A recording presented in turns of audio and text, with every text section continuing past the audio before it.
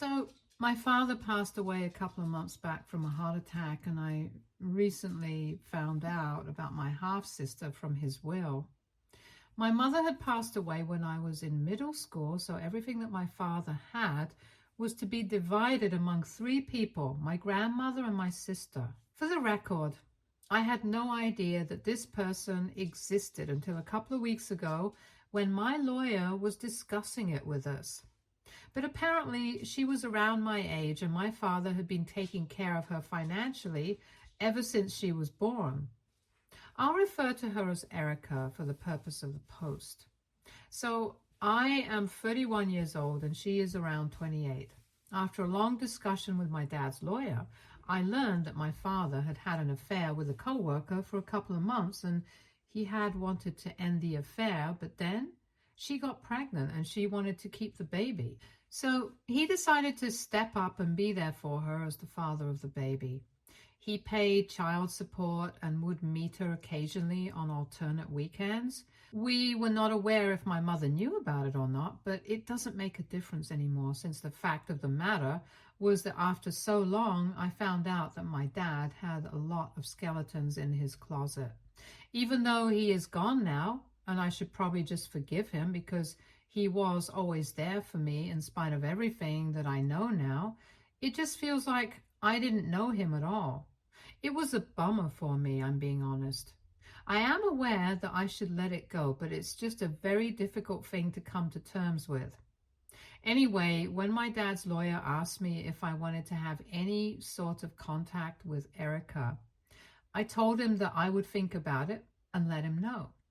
I know it's not her fault, but I just did not want to see her. It's too soon, and everything is just too fresh. So I did not want to look heartless, and this is why I said I'd think about it. But in reality, I had made up my mind that I did not want to have any sort of relationship with this person, at least not so soon. My grandmother, however, was of the opinion that I should give it a chance and see how it feels like to have a sister. Even though she's not exactly my full sister, she would be my half-sister, and I'm not interested in getting to know her. But I did not say anything to my grandmother since she had agreed to see Erica already, and I could tell that she wanted to establish a relationship with this woman. That was a couple of weeks ago. I'd say almost 5 weeks back, and just 2 weeks ago, I received a shock when I realized that Erica had moved in next door and we were going to be neighbors now. I found out about this on the weekend. I was just having a lie-in, and then my bell started ringing, and it was strange because I usually don't have visitors so early in the morning.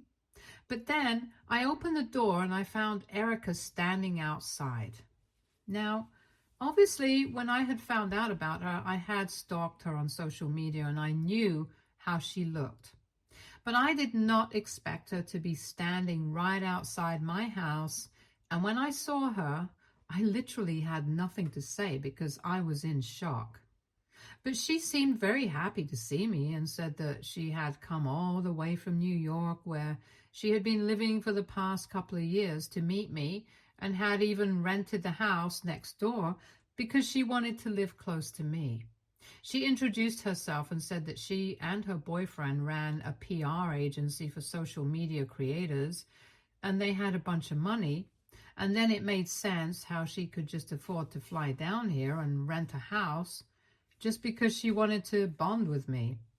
After making some small talk with me, she decided to address the elephant in the room and said that while I had never known about her, she had always known that I existed and had heard a lot about me from our father, but hadn't reached out because our dad had told her I wouldn't be ready, and he was right.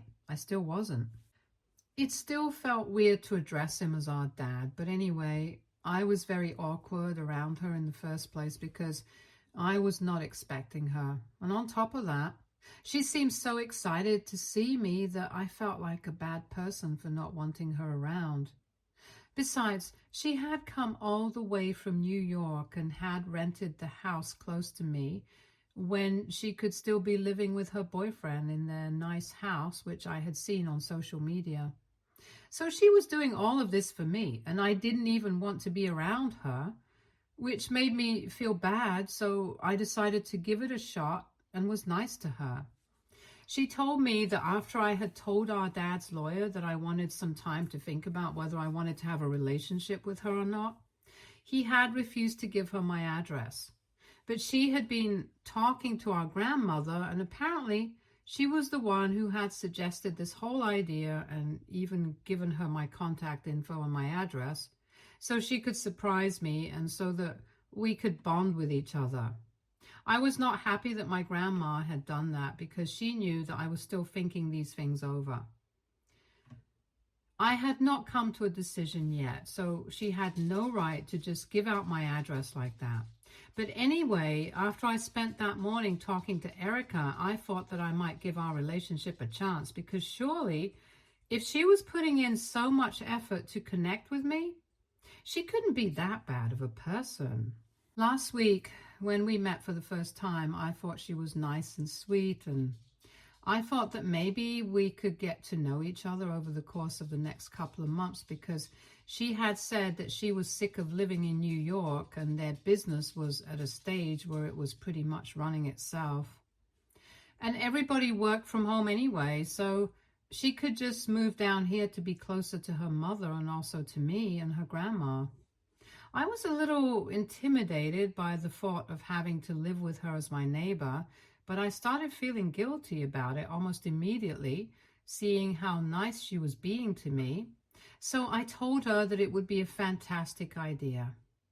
I had honestly believed that an early morning visit was just a one-time thing that day since she had just landed the previous night and couldn't wait to see me. And I had assumed that when she said that she wanted to build a relationship with me, she meant that we could take our time and do it.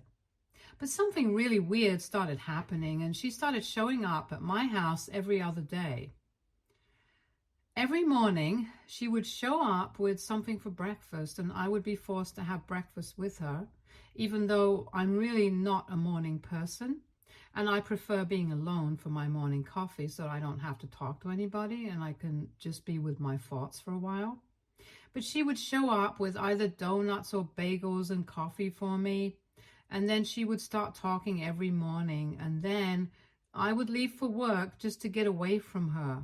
For the first couple of days, I tried to tolerate it because I thought she was just being nice.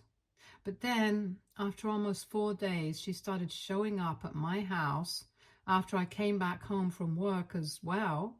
And that was a huge problem for me because I'm an oncologist, and I guess everybody knows that my line of work is pretty stressful. So I really need my time and space when I get back home. I can't just walk in and immediately start entertaining guests. But as soon as I got home, she would be at my door within almost 15 minutes and I would be forced to welcome her inside and hang out with her. It was getting really exhausting for me, and I knew that she was just trying to be nice and build a relationship with me. But she couldn't just force her way into having a good relationship. She had to actually give me my space and respect my boundaries if she wanted us to get along well. 2 days ago, I finally got back home after an exceptionally exhausting day at work, and I just wanted to do nothing but curl up with a good book and a glass of wine and then go to sleep. Unfortunately, Erica showed up at my door once again just as I had returned home and had freshened up. I had already been pretty annoyed with her behavior and decided that I couldn't take any more of this. So I opened the door, and instead of inviting her inside like I usually do, I told her that I needed her to back off a little bit. My tone might have been a bit rough, but I was still trying to be as polite and civilized as I could be because I was bone tired and I just didn't want to talk to anybody. Anyway, I told her to her face that I needed my space and I needed time to get along with her. We couldn't start being all sisterly within a matter of 2 weeks. It was not enough. She had known that I existed for her entire life, but I had just found out about her a couple of months ago, and it was not the same thing for me at all. So I needed her to respect that and respect my boundaries.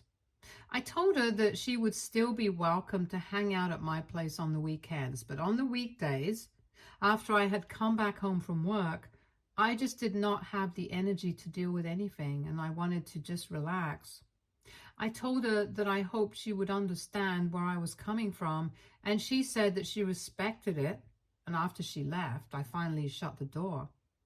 Throughout that interaction, she had a poker face, so I couldn't exactly guess what she was feeling, but I knew that I had tried to be as polite and nice as possible, so I didn't feel particularly guilty about what I had said.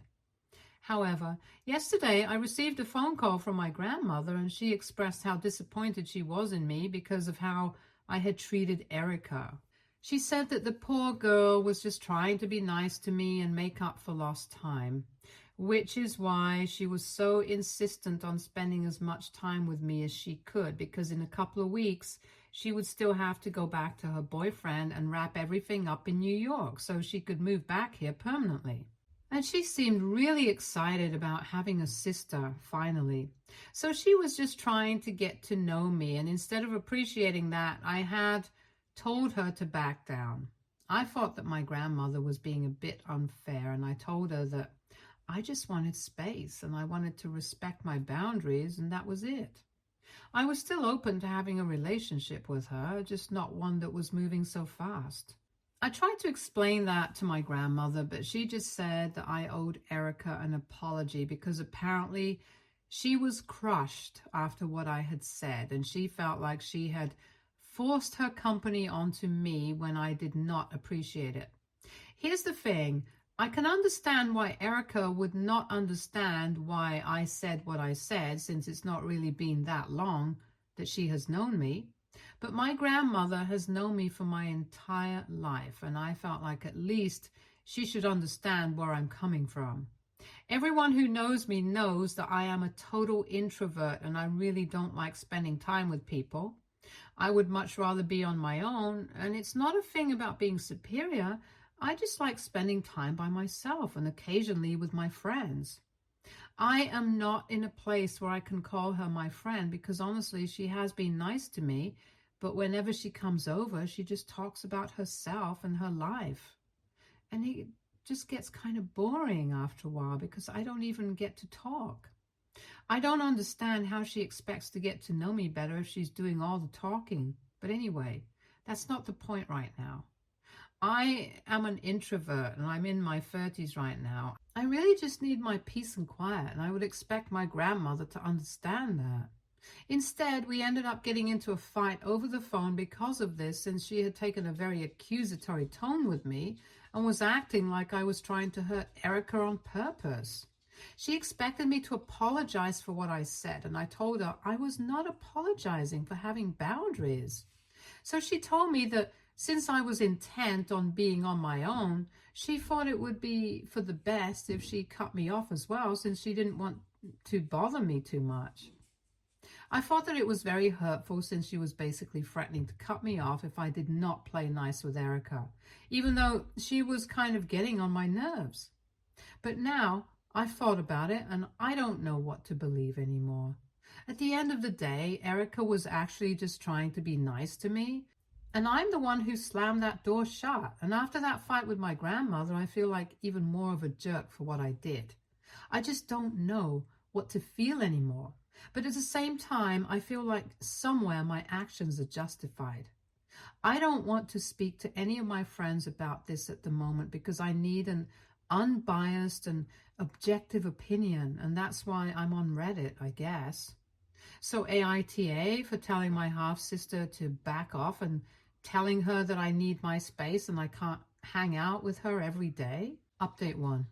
So after going through the comments, I came to the conclusion that what I did was the right thing to do.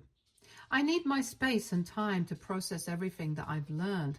I can't do that if she keeps showing up at my door every single day. So I'm sticking to my decision, and I've told my grandmother that I'm not going to talk to Erica and apologize to her. I don't even have anything to apologize for in the first place. I was pretty nice to Erica, as I had said. Anyway, it has been a couple of days and Erica has not shown up at my house ever since I told her to back off. And after that last conversation that I had with my grandmother, she hasn't spoken to me either. I guess she's not going to talk to me until I apologize to Erica, and that's not going to happen. We are at a dead end right now. And last evening, I was pretty sure that when I came back home from work, I saw my grandmother leaving Erica's house. She just lives a couple of houses away. We can mostly just walk to each other's places, and I'm pretty sure that when I entered my house, I saw her from my window, and I realized that she was probably around to visit Erica and not me. I feel bad that this is happening since I'm really close to my grandma. My dad just passed away recently. I can't deal with the fact that she's trying to give me the cold shoulder now. But I was the one who said that I wanted some peace and quiet and time to myself. So I guess I can't force her to talk to me. I guess that just sucks that I had actually expected her to understand where I was coming from, because she has known me ever since I was a child. But now it seems like she's pretty decisive about whose side she's on. Even though she didn't even need to pick sides, she could have just respected my opinion and let it be. I don't mean to be whiny, but I also feel like Erica had no reason to complain about this to my grandmother, because I have been as nice as I possibly could to her. But from what my grandmother told me, Erica had made it sound like I had been very curt and harsh with her. Anyway, I can't force people to understand me and respect my opinions. So if they want to pretend that I'm the villain just for having boundaries, they are free to do so. At least I have my own space now, and I can come back home and relax on my own instead of having to entertain guests as soon as I wake up, as soon as I return from work. At least that's one good thing that has come out of all of this. Update 2. 2 weeks ago, I posted my last update, and since then, nothing much has really happened. Erica had stopped visiting me, and a couple of days back, I saw her getting into a cab with some of her stuff. It was the weekend, and I was taking a walk around the neighborhood like I usually do on the mornings of my weekends. I couldn't help but ask her where she was headed, and she told me she was going to the airport because she was going back to New York for a couple of days so she could wrap everything up and come back here with her boyfriend. When she spoke to me, her tone was very different from earlier, and I tried not to feel weird about it, but I kind of did. She was very short with me, and I felt a bit taken aback, but then I figured that she did not like the fact that I had tried to draw a line, and while she did do it, she did not appreciate it. That was her call to make. I can't exactly judge her for that. If she doesn't like me anymore and thinks that I'm the bad guy for saying what I did, I can't help it. I haven't even been able to speak to my grandmother ever since that last phone call that we had because I haven't apologized to Erica. And now I feel like I did the right thing because this morning my grandmother showed up at my place. I thought that she was here to finally sort things out, and I was kind of happy. But then she said that she was here to discuss my behavior with me. I was very confused about what she meant until she said that she had been thinking about it, and she believed that I needed a therapist so that I could process my emotions and let them out in a healthy way instead of isolating myself from people who care about me. That was a pretty bizarre thing to say because I had not isolated myself from anybody. All I had done was tell Erica I did not want to see her every single day, but I was still open to talking to her grandmother and keeping in touch with her. She was the one who was shutting me out. And as for isolating myself, I don't think I'm doing that at all. I hang out with my coworkers during lunchtime, and occasionally I will meet up with my friends, and that's how it has been since forever. I just don't like going out of the house to hang out with people or having people over every single day. I think that's a pretty normal thing to do. I don't need a therapist for that. I got a bit offended when she said that, and I told her that I was perfectly healthy and normal and so I didn't need her to take me to a therapist. Besides, if I had to, I would probably prefer going because I wanted to deal with the loss of my father, and not because she thought that I was being weird just because I did not want to hang out with my sister, who I didn't even know existed until a couple of weeks ago, just by the way. And then my grandmother said that she strongly believed that speaking to a mental health professional would do me a world of good because the way that I was acting was just not right, and she was getting worried about me. So I asked her if she was really worried about me, then why hadn't she spoken to me all these days? And then she told me that she had wanted me to reach out to her and also apologize to Erica like she had told me earlier. But since I was too stubborn to do any of that, she had to come to talk to me herself. And she had started believing that since my father had passed away, I had probably started thinking of Erica as the villain. It was so ridiculous because I did not think badly of Erica. I just wanted some space from her. No matter how hard I tried to explain that to her, she just wouldn't get it.